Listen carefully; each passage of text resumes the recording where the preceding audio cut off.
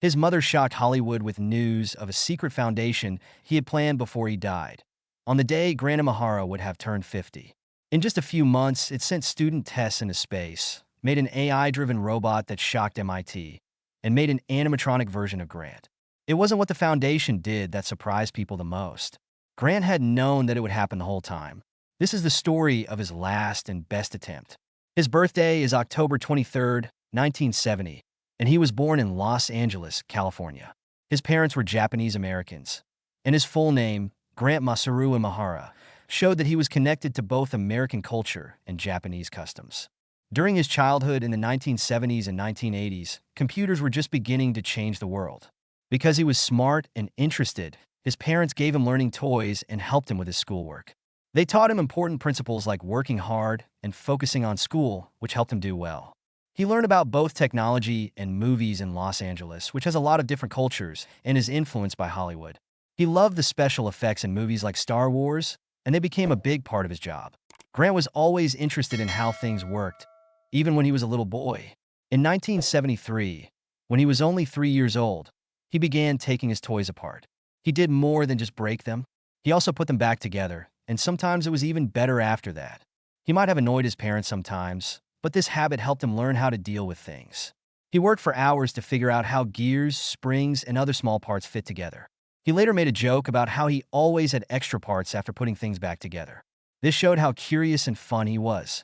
Grant's favorite toy was his first Lego set. He made many things out of the blocks, from simple houses to more complex tools. He learned how to break down big ideas into smaller ones through Legos, which helped him when he became an engineer. Around 1980, when he was 10, he had made a lot of really cool Lego things. He didn't just do what the instructions said. He picked up something from them. Early on, this helped him learn how to read and make complicated designs, which helped him later in his work. The year 1988 saw Grant go to USC to study electrical engineering. He took a big step in his life. His classes were hard, and he had to learn a lot of technical things like how circuits and microprocessors work. He did well and worked hard, but by 1990, his junior year, he wasn't sure what he wanted to do with his life. He wasn't sure if he wanted a normal engineering job. Because he loved movies and stories, he even thought about becoming a screenwriter. During this tough time, Grant went to see a counselor to talk about moving his major to filmmaking. It wasn't easy to switch because the school had a lot of competition. The psychologist then put him in touch with Tomlinson Holman, a teacher at the School of Cinematic Arts.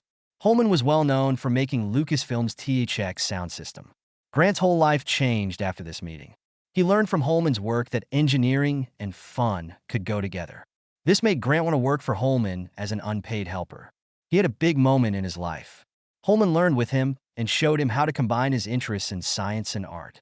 The time Imahara spent with Holman sparked his interest in engineering again and led to a job at Lucasfilm's THX division, down at Skywalker Ranch. This took place right after he finished from USC with a BS in electrical engineering. THX offered him a full-time job right away because his skills and energy stood out so much during the internship. Grant worked as a licensed engineer from 1993 to 1996. Part of his job was to put microphones and other audio gear through stress tests to make sure they met the high standards of THX. It wasn't plain old work. This job let him combine his tech skills with his love of movies. At that time, THX was changing the way people heard music in movie theaters, and Grant was a part of that change. But he did more than just technical work at THX. Grant also had a strange part that gave his work a Hollywood flair. He would sometimes dress up as C-3PO for Star Wars events. Because of this unique chance, he went on the Oprah Winfrey Show and met the Los Angeles Lakers as a character. His work with circuits and tools was very different from these times. They were an unexpected mix of creativity and engineering. When Grant joined Industrial Light and Magic in 1996, his work took a big step forward. ILM is the world-famous visual effects section of Lucasfilm. He worked on some of the biggest movies of the time for 9 years after this. His first job at ILM was as an audio engineer, but then he moved on to making models and animatronics. His first big job was on Jurassic Park's The Lost World in 1997. He made tiny lights that helped the dinosaurs come to life. He had to be creative and precise, and that was just the start of what he would do. Grant's electrical engineering skills were very useful at ILM for making complex models and animatronics for hit movies. He worked on several prequels to Star Wars movies, such as The Phantom Menace, 1999, Attack of the Clones, 2002, and Revenge of the Sith, 2005. He was in charge of creating and building the electronic systems for many of the props and models in Star Wars. These systems helped bring the futuristic world to life. One of his most important jobs was updating R2-D2's electronics so that the famous droid would work perfectly in the prequels. That wasn't all he did to help. AI, artificial intelligence, which came out in 2001, and Terminator 3, Rise of the Machines, which came out in 2003, are some of the movies that he directed. In each job, his skill and creativity helped make the big screen look like a cutting-edge place. One of the best parts of Grant's time at ILM was becoming one of only 3 official R2-D2 pilots. It wasn't enough to be technically skilled for this job. He had to make the droid move and sound in a way that gave it life and personality. Grant drove R2-D2 on set and at events, making sure that the droid always looked the same and made sense. This job was very exclusive, and it showed how much ILM believed in his skills. Grant was very important in making sure that R2-D2 became well-known and loved by people all over the world. Besides his work at ILM, Grant also made a name for himself in pop culture with the Energizer Bunny. In 2008, he helped redesign Energizer's popular mascot by making 3 new robotic bunnies that were full of high-tech gadgets. He made special circuits that told the bunny how to move, which meant it had to raise its arms and beat its drum. Each bunny had 12 motors that made its movements smooth and exact. It was powered by 44 AA batteries to show that Energizer's message was about long-lasting energy. Grant even ran the bunny during commercials and live events to make sure it always worked perfectly. In 2005, Grant Imahara became a part of Mythbusters, and on April 15th, Jamie Hyneman called him in a strange way to start his trip. The show needed someone who was good at tech and had worked on special effects in Hollywood. And Grant was a great fit.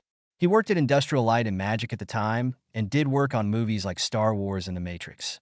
It took him a while to decide to quit his safe job, but the thought of teaching a lot of people about science and tech made him change his mind. He joined the build team for real on May 1st, along with Carrie Byron and Tori Balassi. He had to build a robot arm on his first day to see if someone could be sucked out of an airport toilet. This tough beginning set the tone for his time on the show, where he had to build complicated tools in a short amount of time. Especially when it came to robots, his skills stood out right away. On June 8, 2005, his first full show aired. In it, he built a remote-control car to see if a toy car could drive alongside real cars. Grant was on the show for 9 years and was in 208 episodes. He helped bust more than 850 lies. He made many famous things like the 12-foot-long robot shark called the Mechanical Shark in 2007. It took 300 hours to build and could bite like a great white shark. In 2008, he built a paintball machine gun that could shoot 1,100 paintballs per minute to disprove myths about how paint could be used as a defense. In 2011, he also made a robot dog to put up against a live dog. Another big project he worked on was a mechanical humanoid in 2010. It was a life-sized robot that could use a sword to test stories about sword fighting. He also made smaller, more complicated machines, like the Butterfly Effect Machine 2013, which was made up of a lot of dominoes and triggers to test the theory of chaos. In 2014, his last big build for the show was a jetpack that worked and let someone fly short distances. This showed how far he could go on the show. The fact that Grant is good friends with Carrie and Tori was a big part of the show's success. They worked long days making movies together, and they stayed close by having regular parties and game nights.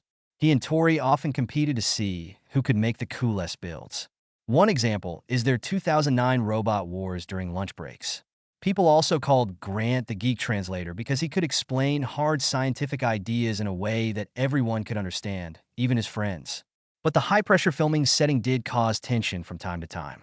In 2012, during the Titanic survival episode, Grant and Carrie got into a heated disagreement about testing for hypothermia. They quickly got over it, though.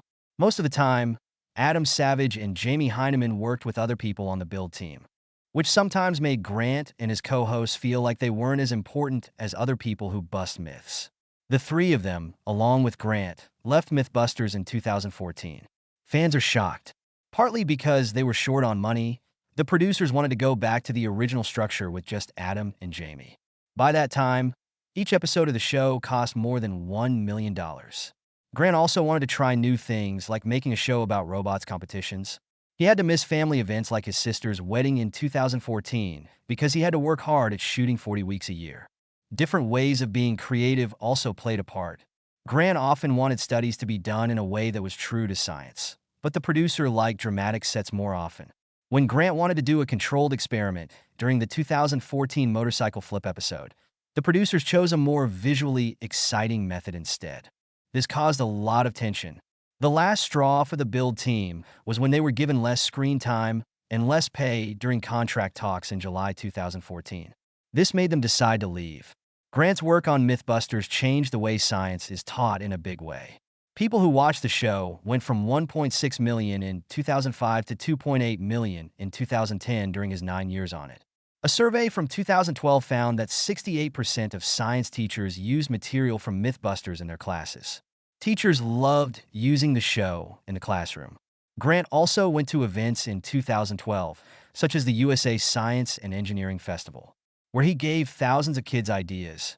In 2013, he helped make the Mythbusters Science of Sports traveling show, which went to over 1 million people in museums.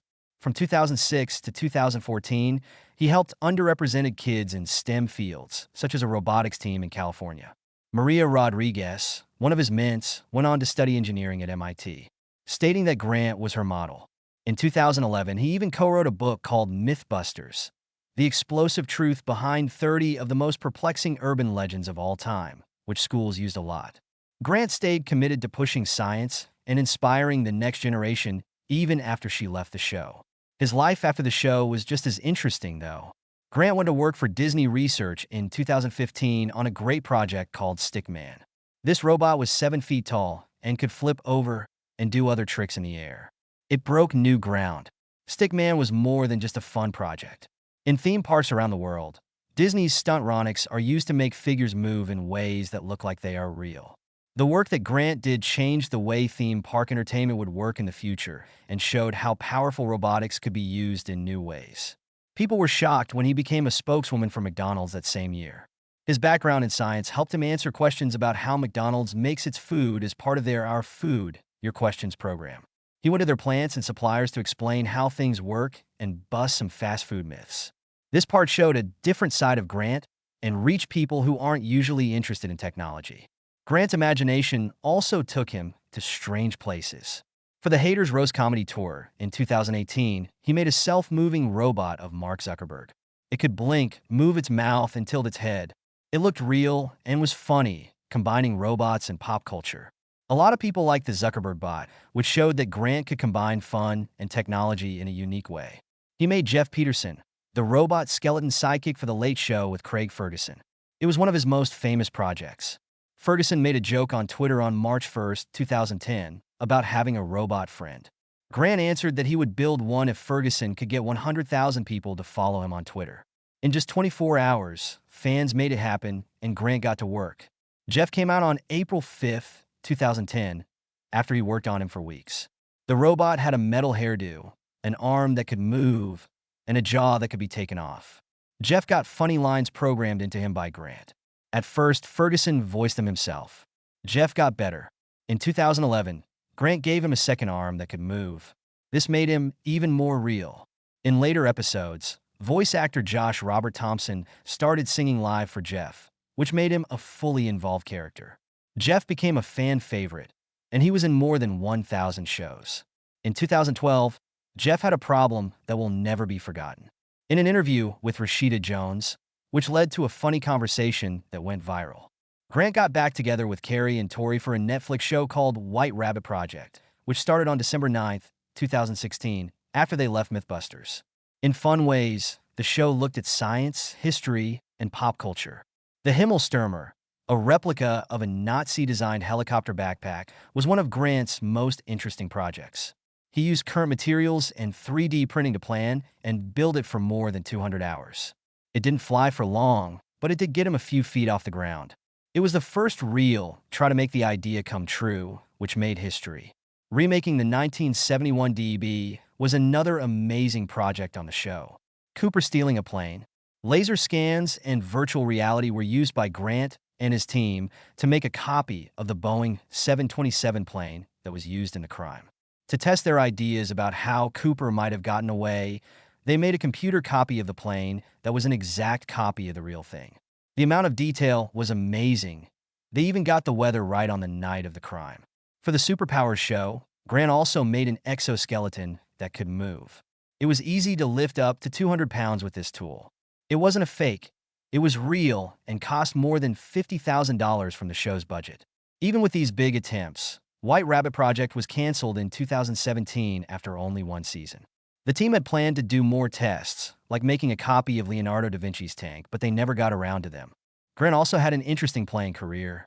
He played Hikaru Sulu in Star Trek Continues, a fan show that picked up where the original USS Enterprise left off.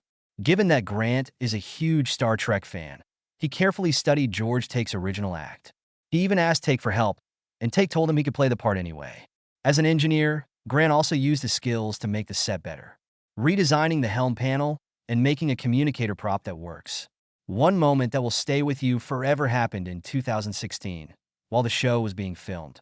A small fire started because a pyrotechnic effect didn't work right. Staying cool, Grant put out the fire in a way that showed how quick-thinking he is. Besides Star Trek Continues, he was in Sharknado 3. No way! Titans came back in 2017 after being a NASA worker in 2015 and doing the voice of Sulu in Transformers. He also showed his funny side in the web series The Guild, where he played a rival gamer. Grant Imahara really liked teaching kids about robots and making things. He began coaching a high school robotics team called the Biomex in the early 2000s. They went to Richmond High School in California. From 2002 to 2006, he worked for them. He did this for more than just fun.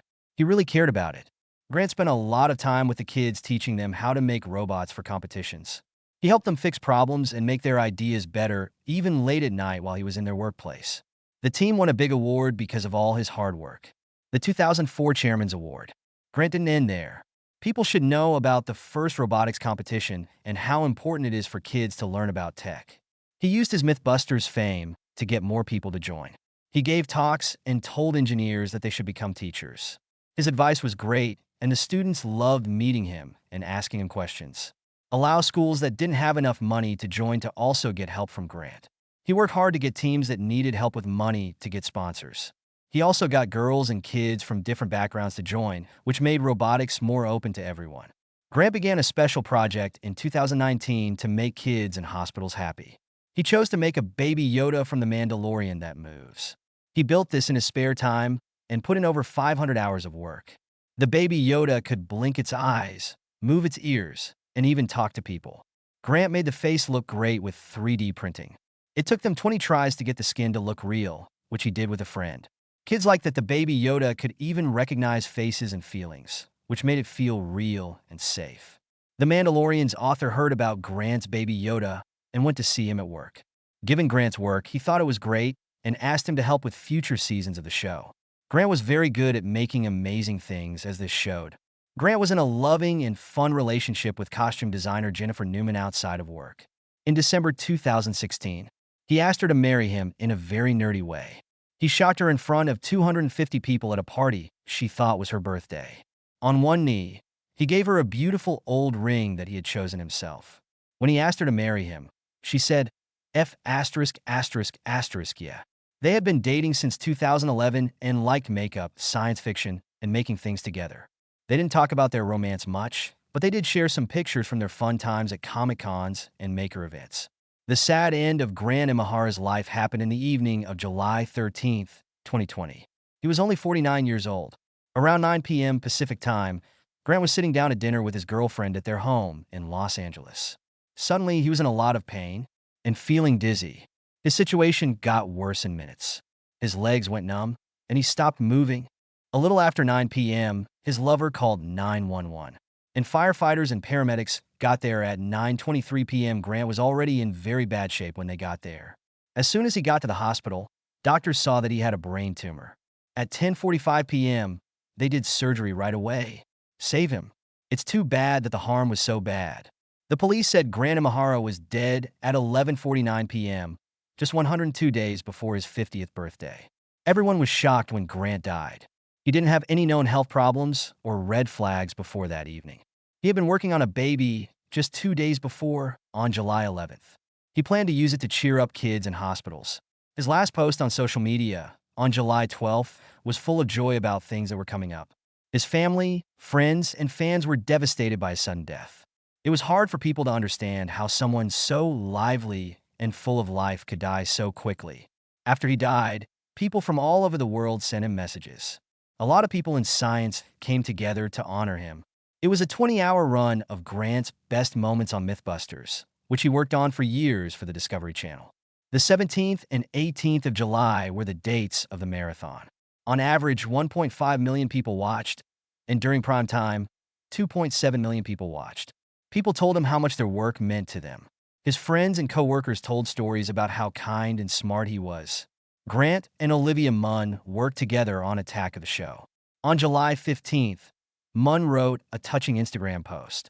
She remembered how Grant helped her make an outfit for Comic-Con for the whole weekend and didn't ask for anything in return. The robotics community did special things to remember Grant.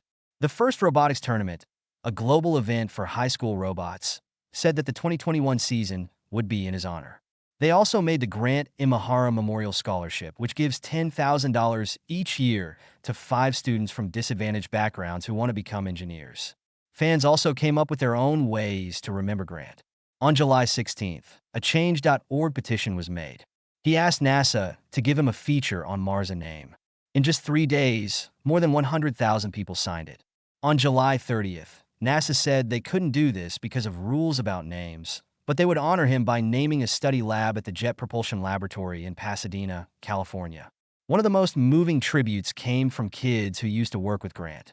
He was a coach for the Richmond High School robotics team. They told him how much his help meant to them. Something strange happened on October 23, 2020, which would have been Grant Imahara's 50th birthday. His mom, Carolyn Imahara, and his best friends and co-workers got together online 102 days after his sudden death from a brain tumor to announce the start of the Grant Imahara STEAM Foundation. It was a surprise, because no one knew about it during the months of grief. A 47-minute video honoring Grant's life was shown at the launch. It included never-before-seen footage from his childhood and early work. A close friend, Don Bias, shared that Grant had talked about starting a foundation like this just a few weeks before he died.